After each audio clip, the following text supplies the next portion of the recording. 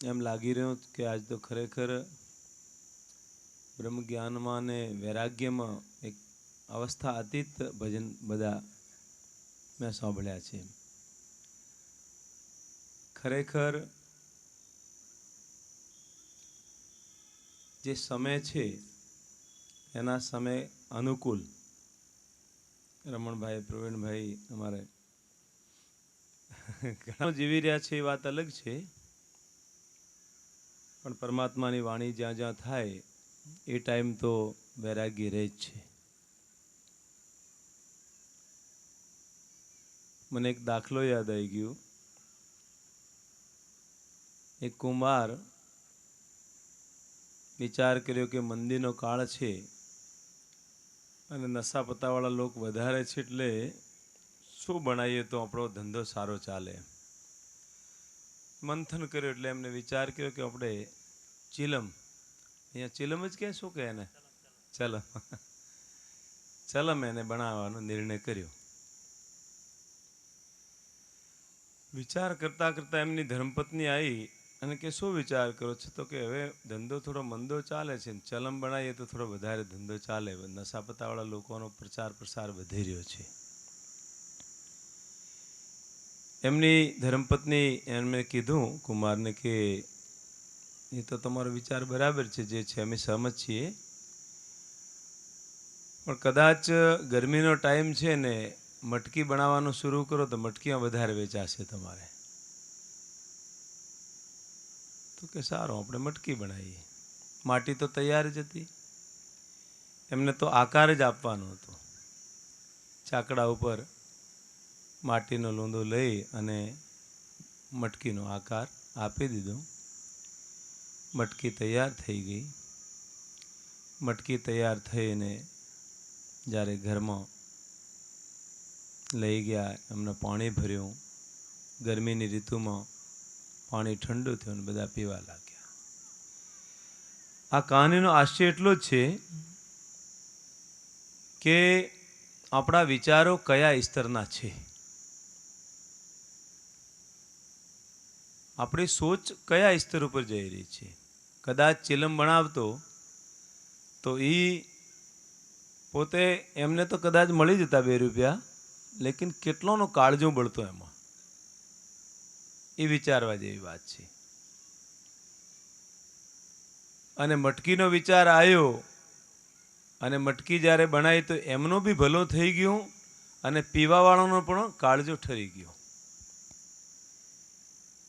એવી રીતે જીવનમાં જે વિચાર થાય, પરહિત સરિસ ધર્મ નહીં ભાઈ, પર પીડા સમ નહીં અધમાઈ, પરહિત બસ જીન કે મન માઈ, તિન કछु જગ દુર્લભ કछु નાઈ. જે પરહિતની ભાવનાથી ભાવિત રહીને જીવન જીવે છે એને ત્રણેય કાળમાં ક્યાં દુઃખ થતું નથી.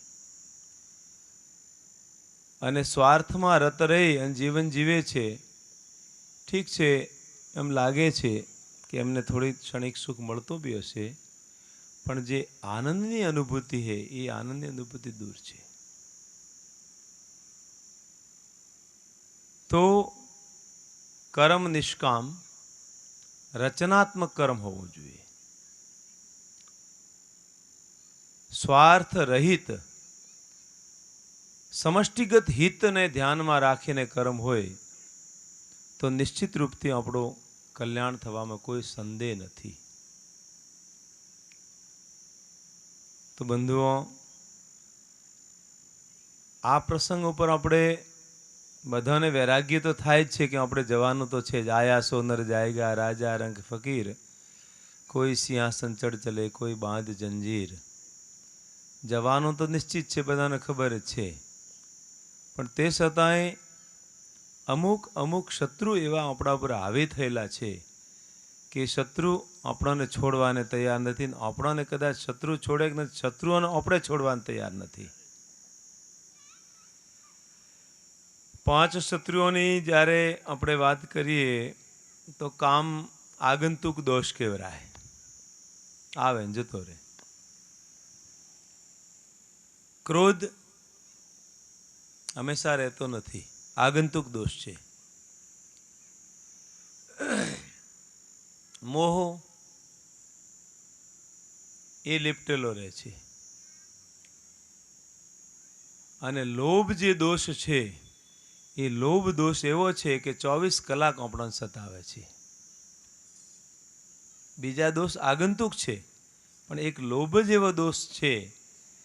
ખૂબ સારા ભજન તમે ગાવો છો, ખૂબ સારી સત્સંગ કરો છો, અને વેદાંતની વાર્તાઓ પણ કરો છો.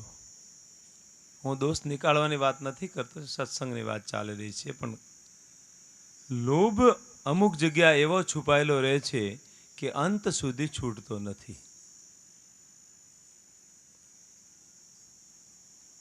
તો બંધુઓ,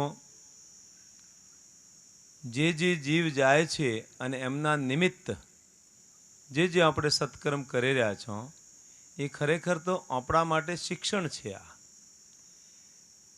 એ જીવ તો જતા રહ્યા છે, અને આપણો બી નંબર આવવામાં કોઈ દેરી નથી. ક્યારે ખબર નહીં નંબર આવી જાય, કોઈ ખબર નહીં. પણ જીવનમાં જેમ વિપરીત લોકો પણ 5 સંધ્યા કરે છે. ઉર્જાવાન બનવા માટે નિરંતર સાધના જરૂરી છે. સવારે જ્યારે નિદ્રામાંથી જ્યારે પહેલી જ આંખ ખુલે એ ટાઈમ જ પરમાત્માથી પ્રાર્થના, સર્વપ્રથમ પ્રાર્થના. ઢોલિયાથી પગ પછે મૂકવાનો છે, એની પહેલી પ્રાર્થના પરમાત્માની, શ્વાસને સાથે પ્રાર્થના. આપ તો બહુ સમજદાર છો બધા, અને ખૂબ સત્સંગમાં ઓડા ઉતરેલા છો, કોઈ કહેવાની જરૂર નથી તમને. પણ તે છતાંય સત્સંગના માધ્યમથી આપણે ચર્ચા કરી રહ્યા છીએ. આપણે બધા સાધક તો છીએ જ, એમાં તો કોઈ સંદેહ નથી. સાધના રથ છીએ, અને બહુ ઊંચા પહોંચેલા હોય તો કોઈ કહેવાની કોઈને જરૂર છે જ નથી. કોણ બોલે ને કોણ સાંભળે, કોઈને જરૂરત જ નથી. પણ તે છતાંય પ્રથમ સવેરેની જે સંધ્યા છે, બસ ઉઠતા એ ઢોલિયા ઉપરથી પગ મૂકવાથી પહેલી જ સંધ્યા એ પ્રારંભ થઈ જાય છે, શ્વાસને સાથે. નિત્ય નૈમિતિક કર્મ કર્યા પછી, સ્નાનથી નિવૃત્ત થયા પછી બીજી આપણી સંધ્યા છે. જેટલો બને એટલો ટાઈમ એમાં આપણે આપવો જોઈએ. ત્રીજી સંધ્યા જમવાથી પહેલા, જ્યારે થાળી જમવાની આવી જાય એનાથી પહેલા સાધના થોડી મૌન રહીને કરવી જોઈએ. ચોથી જે સંધ્યા છે એ સાંજે સંધ્યાકાલીન, સૂર્યાસ્ત પર્યંત. અને પાંચમી જે સંધ્યા છે શયન ટાઈમમાં. આ 5 સંધ્યાઓનું વિધાન આદ્ય જગદગુરુ શંકરાચાર્યજી આપ્યો છે. અને નિરંતર 5 સંધ્યા થાય તો લગભગ આપણે રસ્તો ક્લિયર રહે બધાને. જેમ સવારે આપણે નાસ્તો કરીએ તો નાસ્તાનો પ્રભાવ કેટલા સુધી રહે? જમવા સુધી. અને જમીએ એનો પ્રભાવ સાંજ સુધી રહે છે. અને સાંજે જે જમીએ એનો પ્રભાવ સવાર સુધી રહે છે. એટલે ઉર્જા જે છે, જેમ જમવાની ઉર્જા છે, આહારની ઉર્જા પણ એટલી રહે છે, તો ભગવાનના નામની અથવા પરમાત્માને જે નજદીક જોડાવાની ઉર્જા છે, એ ઉર્જા કોઈ દિવસ નિષ્ફળ થાય નહીં. એટલે ઉર્જાવાન બનવા માટે, નિરંતર સાધનરત રહેવા માટે 5 વખત સાધકને સચેત રહેવું જોઈએ. બીજા લોકો જે કોઈ કરતા, આપણે સૂર્ય નમસ્કારની પદ્ધતિ છે, અને કદાચ આપણે યજ્ઞ પદ્ધતિમાં જાઓ તો તમે અગ્નિહોત્ર ઉર્જા માટે. અગ્નિહોત્ર મને લાગે કોઈ કરતા નહીં હોય અહીંયા તો. કોઈ કરો છો? કોઈ નહીં હોય. નહીં, અહીંયા બધા પહોંચેલા લોકો છે. એમ વેદોની વાત છે જ નથી, અહીંયા વેદાંતની વાત છે. કર્મથી બધા ઉપર ઉઠેલા છે. તો અગ્નિહોત્ર છે એ આયુ માટે, ઓક્સિજન માટે, પ્રકૃતિ અને પર્યાવરણ માટે બહુ જરૂરી છે. ચાવલ, ગાયનું ઘી અને ગાયનું છોણું એક.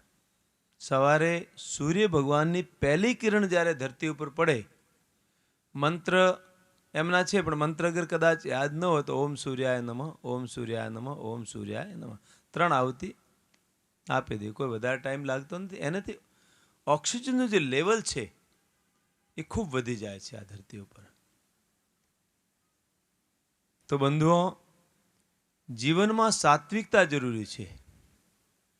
બાકી તો ભગવાને જો ગીતા મેં વાત કરી છે, અપી ચેત સુદુરાચારો ભજતે મામ અન્ય ભાગ સાધુ રેવ સમંતવ્ય सम्यक व्यवस्थित स.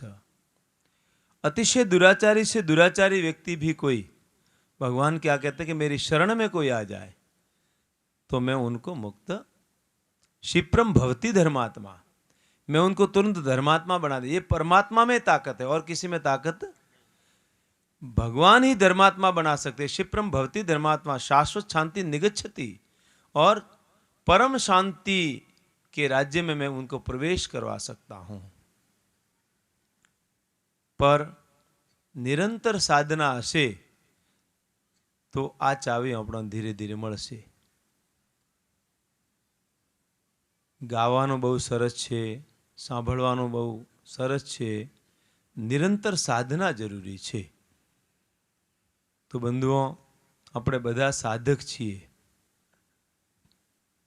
પરમાત્માથી પ્રાર્થના જરૂરી છે. જીવનમાં જેટલી સાત્વિકતા હશે એટલી બુદ્ધિ સારી રહેશે. અને સાત્વિકતાનો મૂળ આધાર કોણ છે? આહાર. आहार शुद्धो सत्व शुद्धो, सत्व शुद्धो ध्रुवो दृढ़ स्मृति. आहार की शुद्धि के बिना सात्विकता कभी आ ही नहीं सकती. તમે ભલે કેટલો પ્રયાસ કરો, તમે માનતા હશો જે માનતા હશો, પણ આહાર કી શુદ્ધિ અને આહારની શુદ્ધિ, આ ધરતી પવિત્ર થશે તો જ આહારની શુદ્ધિ મળશે. બાકી આહારની શુદ્ધિ કોઈ દાડો મળે જ નહીં. અને ધરતીની પવિત્રતા, આ ધરતી રોગ મુક્ત થશે, આ માં રોગ મુક્ત થશે તો જ એમની પવિત્રતા. જે માં સ્વસ્થ હશે એનો બાળક જ સ્વસ્થ હશે. અને આ ધરતી માતા અગર અસ્વસ્થ રહેશે તો બાળક કોઈ દાડો સ્વસ્થ બને નહીં. એટલે આહાર શુદ્ધિ બહુ જરૂરી છે. તો ધરતીની શુદ્ધતા, પવિત્રતા, એનો મૂળ આધાર કોણ છે? એની મૂળ આધાર ગૌ છે. ગૌ માતા છે, ધરતીનો મૂળ આધાર છે. એના સિવાય સાત્વિકતા આવે જ નહીં. તમે ગમે જેટલા યજ્ઞ કરો, મોટા મોટા તમે યજ્ઞ કરો છો, બહુ સરસ છે, કરવા જ જોઈએ યજ્ઞ, અમે બધા સહમત છીએ. પણ હું તમને વિનંતી કરું છું કે જેટલા બી તમે યજ્ઞ કરો છો એમાં અગર તમારે શુદ્ધ અને પવિત્ર પંચગવ્ય દ્વારા અગર હવન થશે, ગાયના ઘી દ્વારા હવન થશે, તો એની જે ઉર્જાનો લેવલ છે એ અપાર ઉર્જાનો લેવલ પહોંચી જશે. અને યજ્ઞ કરો કેના માટે? યજ્ઞ દેવતાઓને પ્રસન્ન કરવા માટે આપણે કરીએ છીએ. દેવતાઓને આહાર આપવા માટે આપણે યજ્ઞ કરીએ છીએ.